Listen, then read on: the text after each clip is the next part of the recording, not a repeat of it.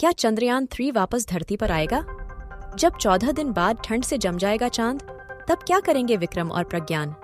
जाने सब कुछ इसरो के महत्वाकांक्षी मून मिशन चंद्रयान 3 ने 23 अगस्त की शाम 6:04 पर चंद्रमा के दक्षिणी ध्रुव पर सफलतापूर्वक सॉफ्ट लैंडिंग की।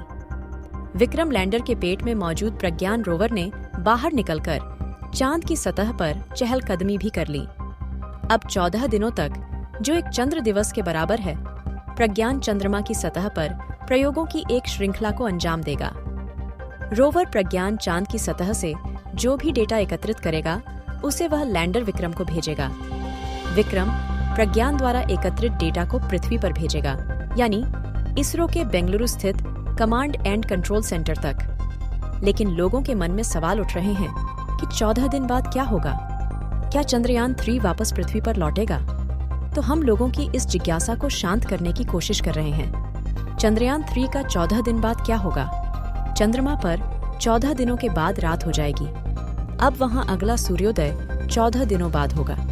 चूंकि चांद के दक्षिणी ध्रुव पर अत्यधिक ठंड होगी, करीब -334 डिग्री सेल्सियस, विक्रम और प्रज्ञान केवल धूप में ही काम कर सकते हैं। इसलिए वे 14 दिनों के बाद निष्क्रिय हो जाएंगे।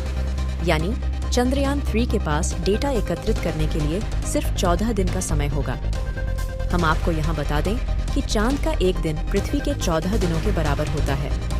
लेकिन इसरो वैज्ञानिकों ने चंद्रमा पर फिर से सूरज उगने पर विक्रम और प्रज्ञान के जीवन में वापस आने की संभावना से इनकार नहीं किया है।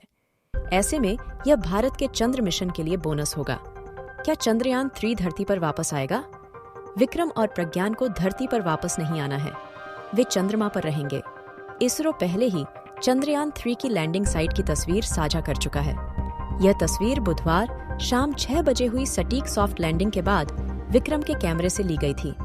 चंद्रयान 3 चंद्रमा के दक्षिणी ध्रुव पर अपेक्षाकृत समतल क्षेत्र पर उतरा है। आपकी जानकारी के लिए बता दें कि चंद्रयान 3 का कुल वजन 3900 किलोग्राम है। प्रोपल्शन मॉड्यूल का वजन 2148 किलोग्राम है और लैंडर मॉड्यूल विक्रम का वजन 1752 किलोग्राम है, जिसमें 26 किलोग्राम का रोवर प्रज्ञान भी शामिल है।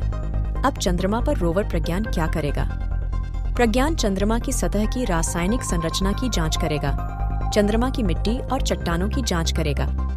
यह ध्रुवीय क्षेत्र के पास चंद्रमा की सतह के आयनों और इलेक्ट्रॉनों के घनत्व और थर्मल गुणों को मापेगा। यह अपनी तरह का पहला मामला होगा, क्योंकि किसी भी अन्य देश ने चंद्रमा के दक्षिणी ध्रुव पर जाने का साहस नहीं किया है। रूस का लूना 25 मिशन भी चांद के दक्षिणी ध्रुव पर लैंड होना था, लेकिन वह 21 अगस्त को क्रैश हो गया था।